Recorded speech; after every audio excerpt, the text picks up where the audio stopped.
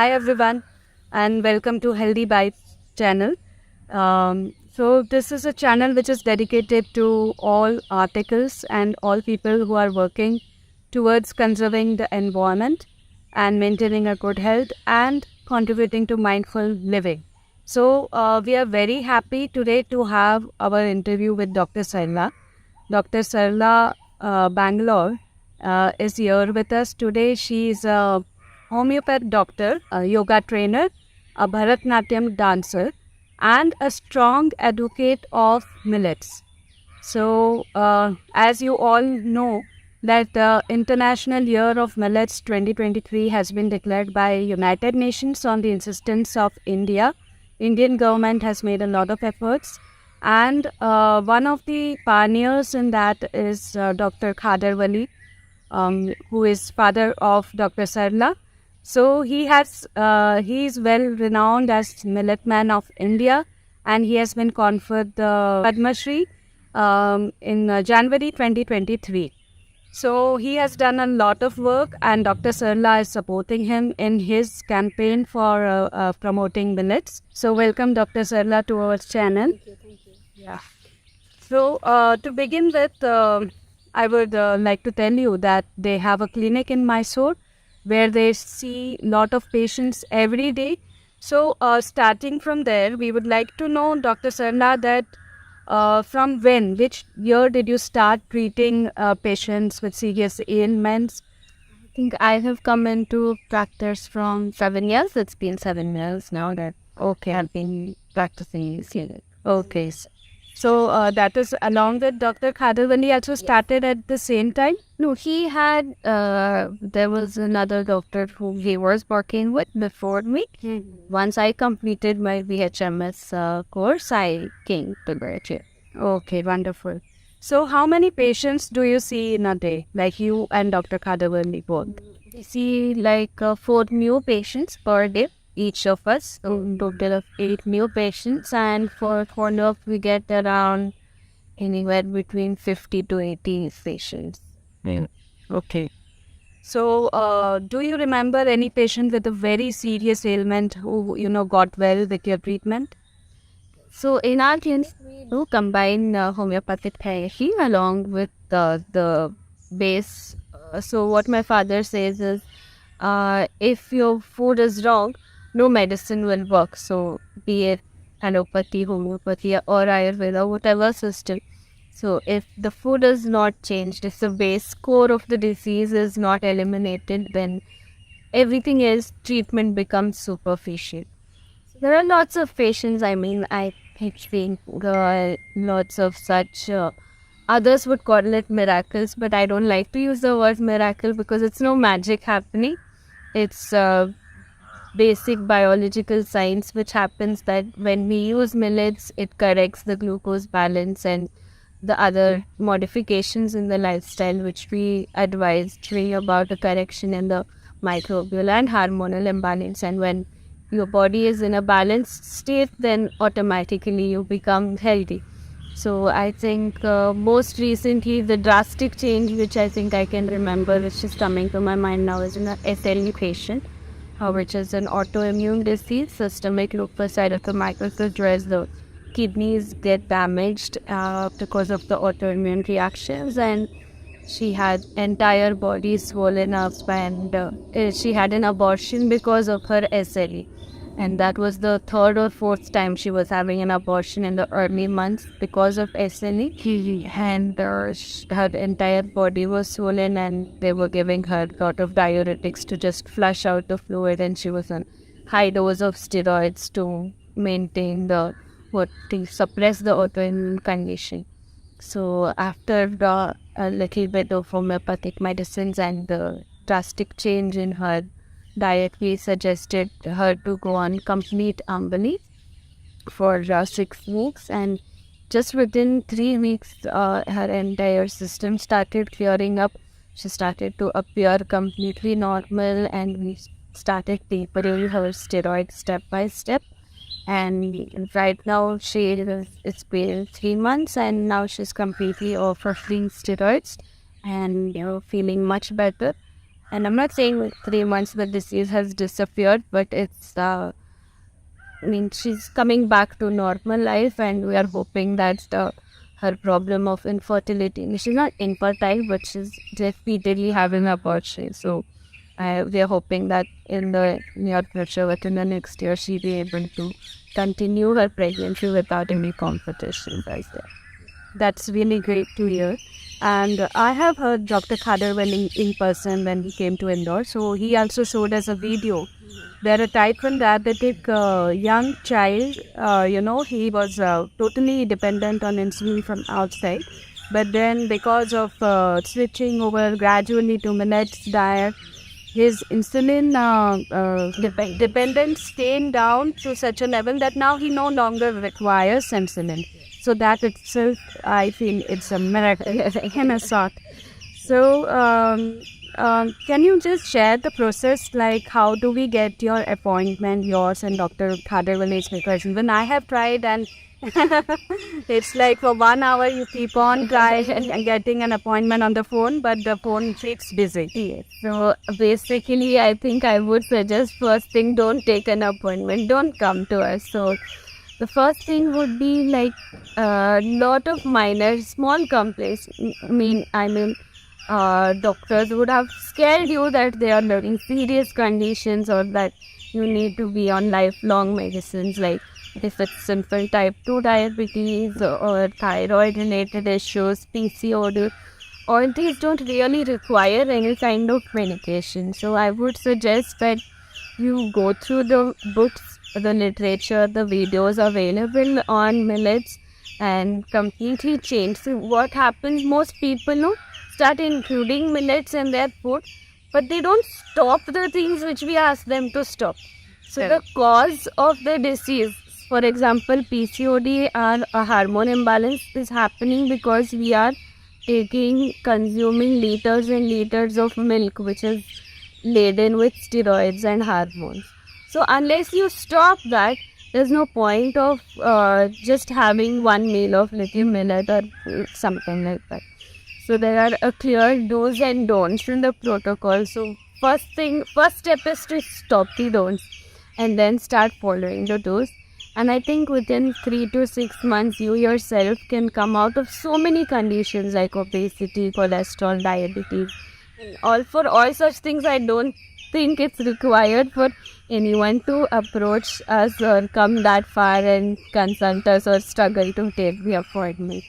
But yes, of course, there are few conditions which require medical aid also, along with change in the food and change in the lifestyle. And if you really think it's necessary, we do give appointment once in 2 months for every even month. Dr. Khader's appointments are given, so that would be like February, April, June, like that. Every even month on the last Sunday.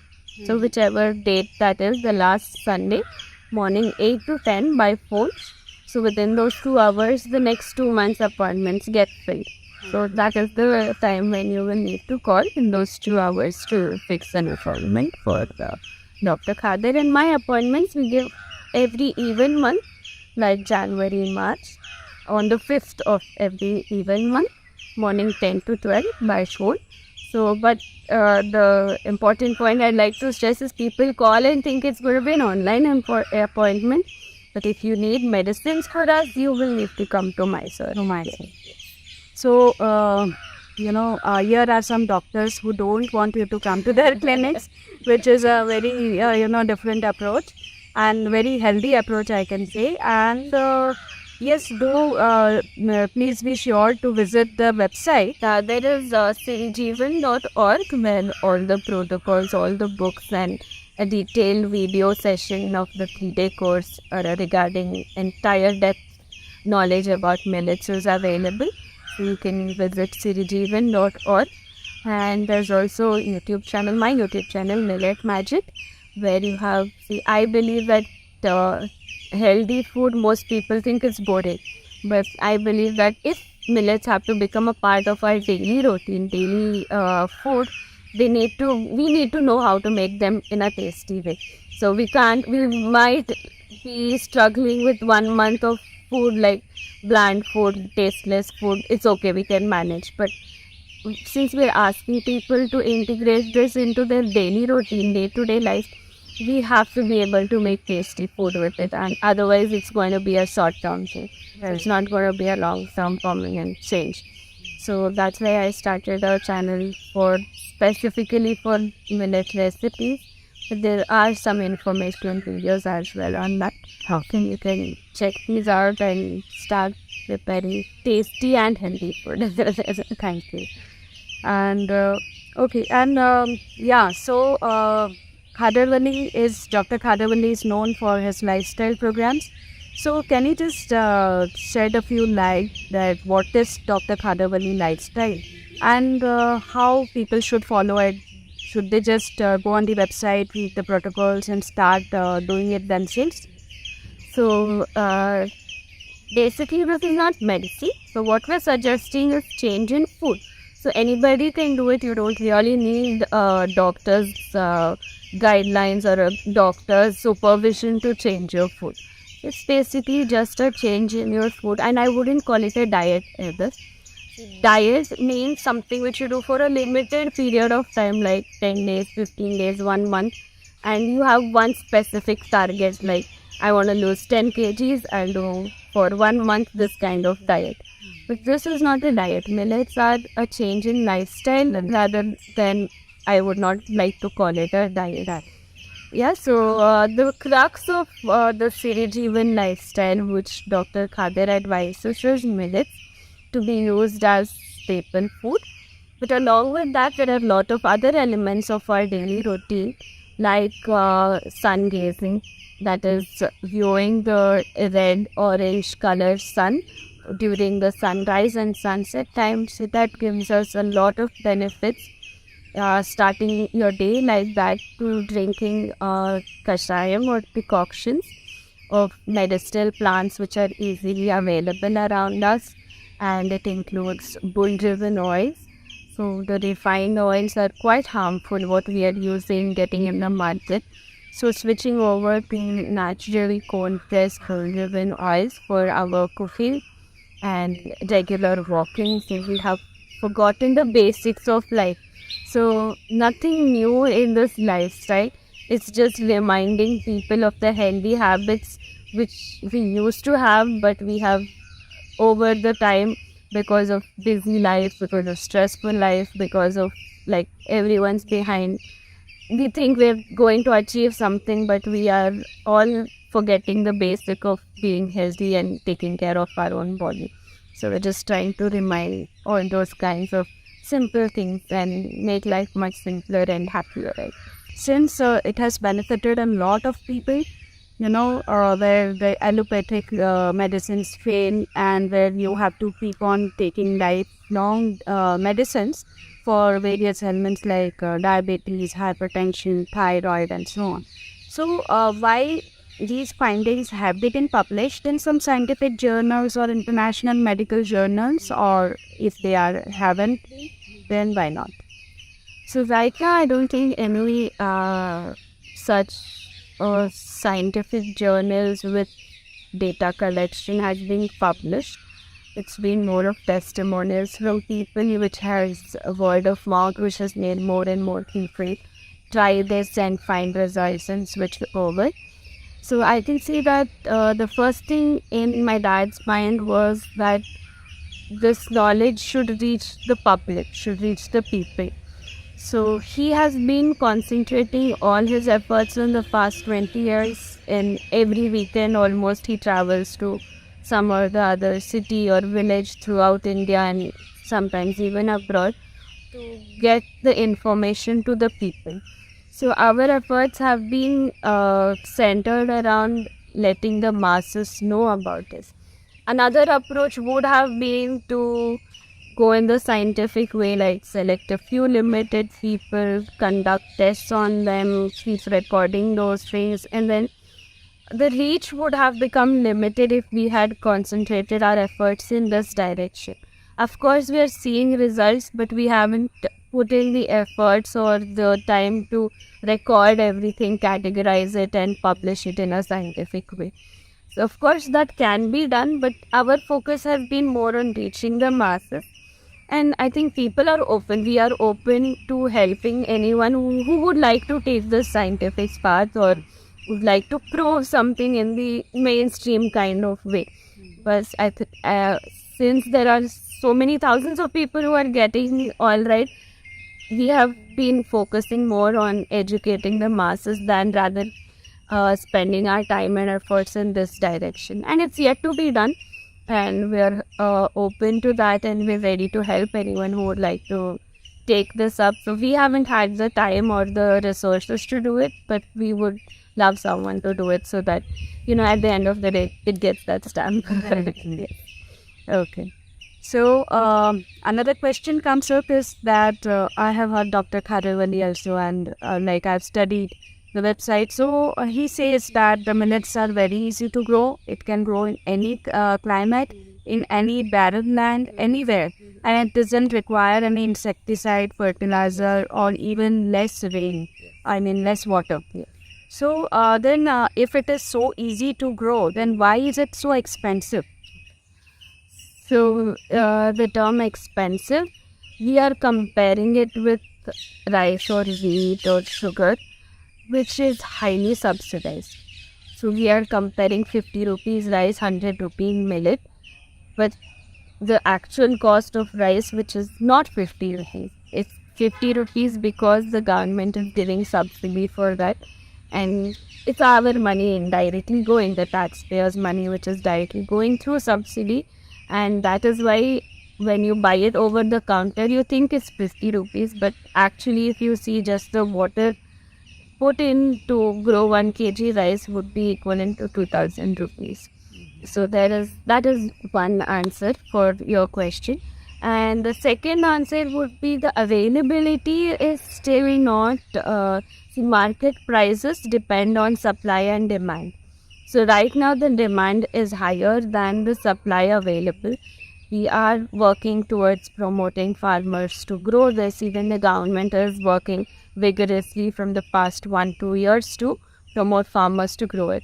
So because the demand is higher than the supply, the rates are slightly higher, and I think as and when the production increases, the rates will also settle down to a little less than what they are right now. Right. So you mean to say that more of government initiative needs to be done? More farmers need to come forward to grow this. They need to be educated. See, I'm not blaming the farmers. They don't know. See, they used to grow these things before, but because no one was buying them, they stopped growing them. So now that the demand has been created, we need to educate the farmers on how to grow these millets and that the benefits of them, and not just sell it to the city people, but they themselves use it and get the benefits of millets too. Right. So Dr. Khadewali's lifestyle, it encourages us to go back to the old ways, right? Like slow cooking, not using pressure cooker, and using bull-driven oils, and not using water filters, using earthen pots. So in this fast life where everybody is, trying to achieve some goal, and they have a lot of career pressures also. So do you think it is practical to advocate these again, take back people to the age-old practices from which we have come out? I understand. I understand your question. No, but we are not asking everyone to do everything which was done in the past. We are selecting the scientific and the healthy habits and asking you to revisit them. But actually speaking, using earthen pots or using cooking millets, like people think, oh, you have to soak for 8 hours. You don't have to stand in front of the millet for the 8 hours. You just have to soak it for a minute it takes to soak it. Then go do all your work for 8 hours and come back and cook it. So it actually doesn't take extra time or anything. It takes a little thought and a little pre-planning on your part to consciously do this initially. But once you get used to it, I think it just becomes a part of life. So none of the things actually take more time from your side in your daily routine. It's just, I think, conscious change which is required initially a little change in your cooking style or pattern initially. But right now, you give me wheat flour. I don't know how to make chapati, but millet rotis I can make easily. So it's just how you get used to tune yourself. So none of them actually are going to demand extra time from you. It's just adapting to a new way. Yes. Or For our health, I think that much effort from our side is taken. yeah. So can one buy the millets online from Amazon and Flipkart without having that thing whether it is polished, unpolished, and You need to check whether it's good quality millet. I cannot say that okay, this brand is good, or I cannot say that everything on online is not good.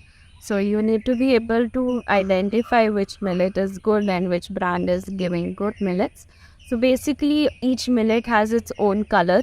Kodo millet is red in color, foxtail yellow, brown top is green in color, and barnyard and little millet are like creamish or white in color. So if everything is looking white, then it's polished and it's not good for you. Make sure they have their individual colors, and that's when they retain the fiber where all the healing properties are for you. So ultimately, everyone's eating millets to get healthy.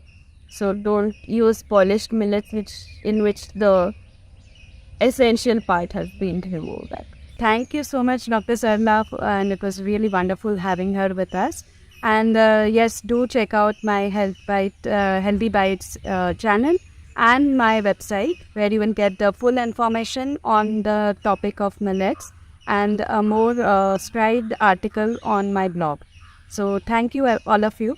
Bye everyone. I hope you all read more about millets, and I think Omichi is here to guide you, and all the best for your channel. Thank you so much.